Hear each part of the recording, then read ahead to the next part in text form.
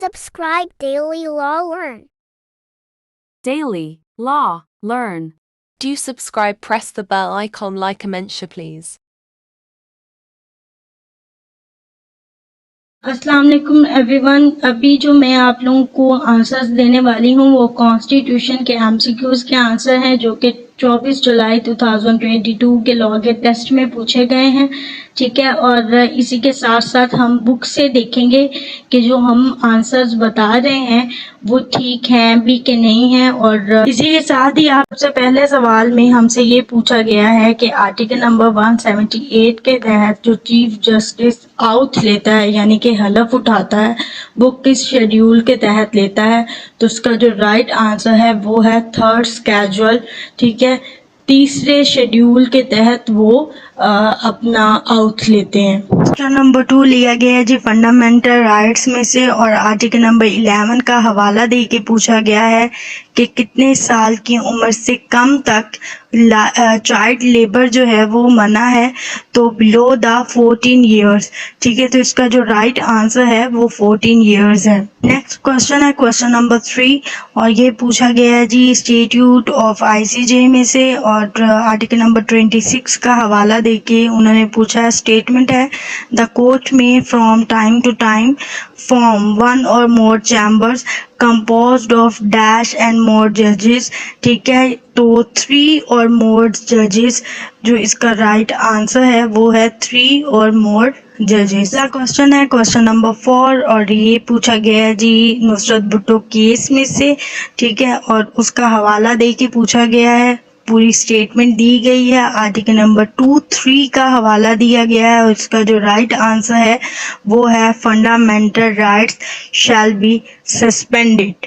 ठीक है, जिसने भी ये आंसर लगाया है वो बिल्कुल ठीक है। नेक्स्ट क्वेश्चन नंबर 5 पूछा गया है जी आर्टिकल नंबर 3 हवाला दे के यूएनओ का और सारी स्टेटमेंट दे के उसने शहर का नाम एक्चुअली पूछा है कि कौन से शहर में जो है ये लोग इकट्ठे हुए थे।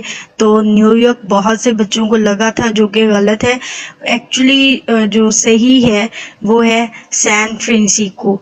ठीक है, तो ये सैन फ्रांसिस्को इसका राइट आंसर है। जिसने भी ये लगाया बिल्कुल ठीक है उसका आंसर। अगला सवाल पूछा गया जी कॉन्स्टिट्यूशन ऑफ पाकिस्तान में से क्वेश्चन नंबर 6 है। आर्टिकल नंबर 3 का हवाला देके पूछा है कि कौन इंश्योर करता है the elimination of all forms of and so on. जो आगे स्टेटमेंट है, ठीक है, जो इसका जो राइट आंसर है वो ना तो पार्लियामेंट है और ना ही कोई और है। इसका सही आंसर स्टेट है अकॉर्डिंग टू आर्टिकल नंबर 3।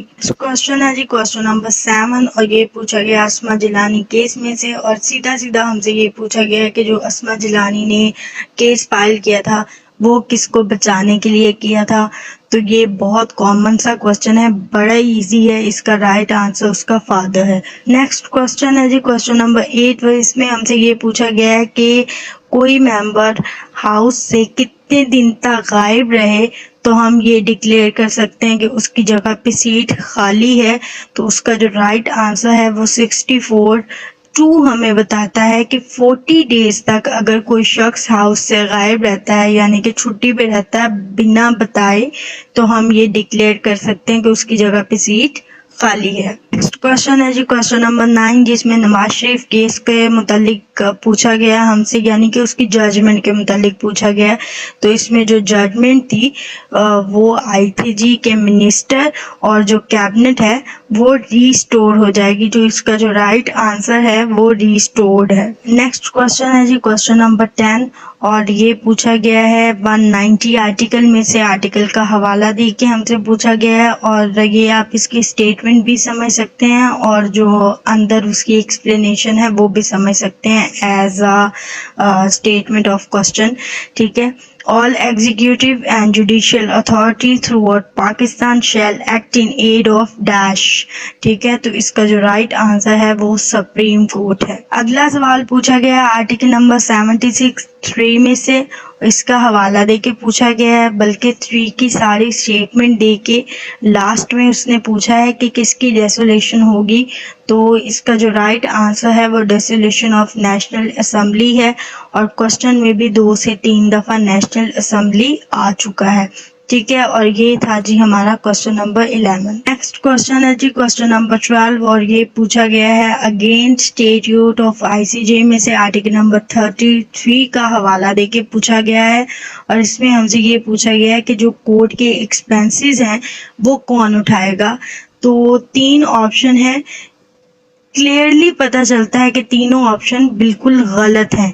ठीक है, एक ही ऑप्शन ठीक है क्योंकि ये यूएनओ का ऑर्गन है, यूनाइटेड नेशंस का ऑर्गन है, तो इसका जो राइट आंसर है वो यूनाइटेड नेशंस ही होगा। नेक्स्ट क्वेश्चन है जी question number 13 duration of national assembly में से पूछा गया है हमसे और आर्टिकल नंबर 52 का हवाला दिया गया है। तो इसका जो राइट आंसर है फर्स्ट मीटिंग है। जिस वक्त फर्स्ट मीटिंग होती है नेशनल असेंबली की तब से उसके 5 ईयर ऑनवर्ड काउंट होते हैं। नेक्स्ट क्वेश्चन है क्वेश्चन नंबर 14 पूछा गया है Al Jihad trust versus federation of Pakistan में से और हमसे ये पूछा गया है कि ये जो केस था ये किसके सामने फाइल किया गया था। ठीक है, ऑप्शन है जी अटॉर्नी जनरल, गलत है, सेशन जज, गलत है, सिविल कोर्ट्स, बिल्कुल गलत है, ये तो है ही नहीं। तो एक ही ऑप्शन बचता है हमारे पास, जजेस of supreme court and high court, और यही राइट आंसर है। नेक्स्ट क्वेश्चन क्वेश्चन नंबर 15 मौलवी तमीजुद्दीन खान केस में से पूछा गया और ये पूछा गया कि ये जो केस था ये कौन सी अदालत में फाइल किया गया था। तो सिंध हाई कोर्ट में ये फाइल किया गया था और मैं देख रही हूँ इतने आसान क्वेश्चन है माशाल्लाह। अल्लाह ताला आप सबको कामयाब करे। बहुत ही इजी सवाल है, जिसने थॉरली नहीं भी पढ़ा होगा ना उसको भी ये आते होंगे, इतने आसान सवाल हैं। नेक्स्ट क्वेश्चन क्वेश्चन नंबर 16 और पूछा गया है जी आर्टिकल नंबर 206 रेजिग्नेशन में से और इसमें ये पूछा गया है कि जो रिज़ाइन करते हैं जजेस वो अपने हाथ से लिखा हुआ जो रेजिग्नेशन है वो किसको दे सकते हैं। तो इसका राइट आंसर है प्रेसिडेंट को, क्योंकि वो उससे आउट भी प्रेसिडेंट लेता है तो वो अपना रिज़ाइन भी प्रेसिडेंट को ही सबमिट करवा सकते हैं। नेक्स्ट क्वेश्चन है क्वेश्चन नंबर 17 पूछा गया सिक्योरिटी काउंसिल में से 23 आर्टिकल का हवाला देके पूछा गया और आपसे एक मेंबर का परमानेंट मेंबर का नाम पूछा गया। अगर तो ये आपको फिंगर टिप पे थे फिर तो बहुत इजी था आप लोगों के लिए ये जानना। जो राइट आंसर है इस क्वेश्चन का वो है जी फ्रेंड्स। नेक्स्ट क्वेश्चन है क्वेश्चन नंबर 18 पूछा गया जी आर्टिकल नंबर 62 में से और ये सेनेट के चेयरमैन और डेप्टी चेयरमैन के टर्म ऑफ ऑफिस के मुतालिक पूछी गई है। तो उनका जो टर्म ऑफ ऑफिस होता है वो होता है जी 3 इयर्स। तो जो राइट आंसर है वो 3 इयर्स है। ये थे जी वो 18 क्वेश्चन कॉन्स्टिट्यूशन से जो मेरे पास पहुंचे और पहले जो है वो सीपीसी के थे, वो उनके आंसर्स मैंने बता दिए हैं। इसके आंसर्स भी मैंने बता दिए हैं। वो जो सीपीसी के हैं और जो इसके हैं इन दोनों के आंसर्स बिल्कुल करेक्ट हैं। ठीक है, कोई इबहम नहीं है, कोई कंफ्यूजन नहीं है उनमें। एचईसी की गलत हो तो वो हमारे जो आंसर्स हैं वो बिल्कुल भी गलत नहीं है।